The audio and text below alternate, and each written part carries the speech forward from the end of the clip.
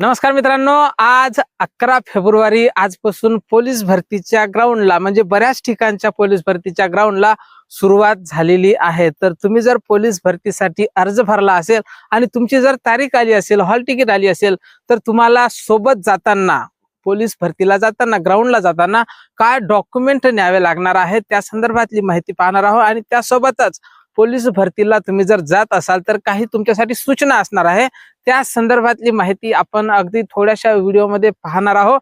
त्यापूर्वी तुम्ही जर नवीन असाल तर नक्कीच आपल्या व्हिडिओला लाईक करून चॅनलला सबस्क्राईब करा। असेच महत्त्वपूर्ण आणि माहितीपूर्ण व्हिडिओ अगदी थोड्या शब्दात फक्त आपल्या चॅनलवर तुम्हाला पाहायला मिळत असतात। त्याचसोबत आपल्या चॅनलवर तुम्हाला पोलीस भरती, वनरक्षक भरती व 12वीच्या बेसवर ज्या भरती प्रक्रिया राबवल्या जात असतात त्या भरती प्रक्रियेविषयी माहिती आपल्या चॅनलवर तुम्हाला पाहायला मिळत असतात। चला तर मग तुमचा जास्त वेळ न घेता डायरेक्ट व्हिडिओला सुरुवात करूया। नमस्कार, मी भाऊसाहेब घोडे स्वागत करतो तुमचं पोलीस भरतीच्या एका नवीन व्हिडिओमध्ये। तर मित्रांनो, आजपासून पोलीस भरतीला सुरुवात झालेली आहे आणि तुम्ही जर पोलीस भरतीसाठी अर्ज केला असेल आणि तुमचं जर ग्राउंड या 2-3 दिवसात असेल तर तुमच्यासाठी काही सूचना असणार आहे। सर्वप्रथम विद्यार्थी मित्रांनो, तुमचं जर ग्राउंड या 2-4 दिवसात असेल तर तुमच्यासाठी माझ्याकडून काही सूचना असणार आहे ज्या तुम्ही पाळायच्या आहे।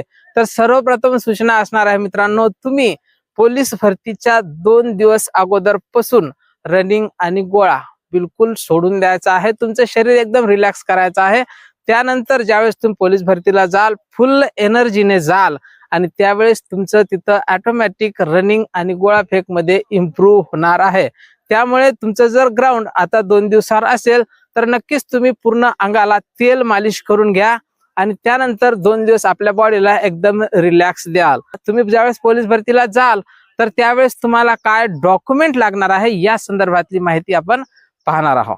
तर मित्रांनो, सर्वप्रथम तुमच्याकडे काय डॉक्युमेंट लागणार आहे, 10वी 12वीची मार्कलिस्ट लागणार आहे। त्यासोबत आदिवासी प्रमाणपत्र, जातीचे प्रमाणपत्र आणि ज्या मुलांना लागू असेल अशा मुलांसाठी, अशा उमेदवारांसाठी नॉन क्रिमिलियर अलीकडील पासपोर्ट म्हणजे हल्लीच्या काळात जर तुम्ही काढला असेल किंवा काढला नसेल तर आज उद्या काढून घ्या आणि ते पासपोर्ट सुद्धा तुम्हाला सोबत न्यायचा आहे। त्याचसोबत शाळा सोडण्याचा दाखला, पॅन कार्ड, आधार कार्ड, MSCIT डॉक्युमेंट असे जे काही तुमच्याकडे असेल ते सर्व डॉक्युमेंट तुमच्याकडे आवश्यक असणार आहे।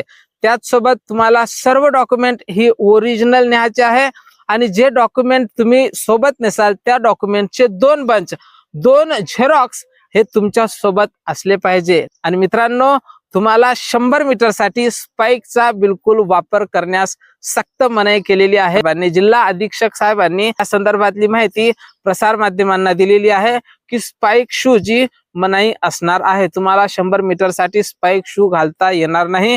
जे आपले साधारण शूज असतात त्याच शूजने तुम्हाला रनिंग करायची आहे। आणि त्यानंतर आजच पहिला दिवस आणि एक दुःखद घटना घडली। बीड जिल्ह्यात पोलीस भरतीच्या दरम्यान 1600 मीटर रनिंग करते वेळेस एका मुलाला हार्ट अटॅक आला आणि त्याचा दुर्दैवी तेथे निधन झालं। त्यामुळे सर्वस्वी जीवितवाची जी काही जबाबदारी असणार आहे ती तुमच्याकडेच असणार आहे। तुम्ही जर दूरच्या ठिकाणाहून येत असाल तर बऱ्याच जिल्ह्याच्या ठिकाणी राहण्याची, खाण्याची व्यवस्था सुद्धा व्यवस्थित केलेली आहे। त्यामुळे तुम्ही 1 दिवस अगोदर जरी जात असाल, तुम्हाला जर दुरून जाणं शक्य होत नसेल तर 1 दिवस अगोदर जा आणि उन्हाच्या अगोदर म्हणजेच 10-11 वाजताच्या अगोदर तुमचा नंबर हा लागला पाहिजे। उन्हामुळे डिहायड्रेशन होतं, त्यामुळेच बीडच्या त्या एका मुलाचा दुर्दैवी मृत्यू झाला। त्यामुळे मित्रांनो, आपल्या जीवाची काळजी घ्या, जाते वेळेस सर्व डॉक्युमेंट सोबत घेऊन जा। आणि मित्रांनो, तुम्ही जर 11 तारखेला ग्राउंड देऊन जर आले असाल तर तुम्हाला तिथे काय सोयी सुविधा होत्या, त्याचनंतर तुम्हाला कोणत्या गोष्टीसाठी काही तकलीफ गेली का, हे सुद्धा मला कमेंट बॉक्समध्ये कमेंट करून सांगायचं आहे। विद्यार्थी मित्रांनो, आपल्या चॅनलवर तुम्हाला पोलीस भरती संदर्भात रोजचे अपडेट पाहायला मिळणार आहे। त्यामुळे तुम्ही नक्कीच आपल्या व्हिडिओला लाईक करून चॅनलला सबस्क्राईब करा। भेटूया पुढच्या एका नवीन व्हिडिओमध्ये महत्त्वपूर्ण माहिती सोबत। तोपर्यंत जय हिंद, जय महाराष्ट्र।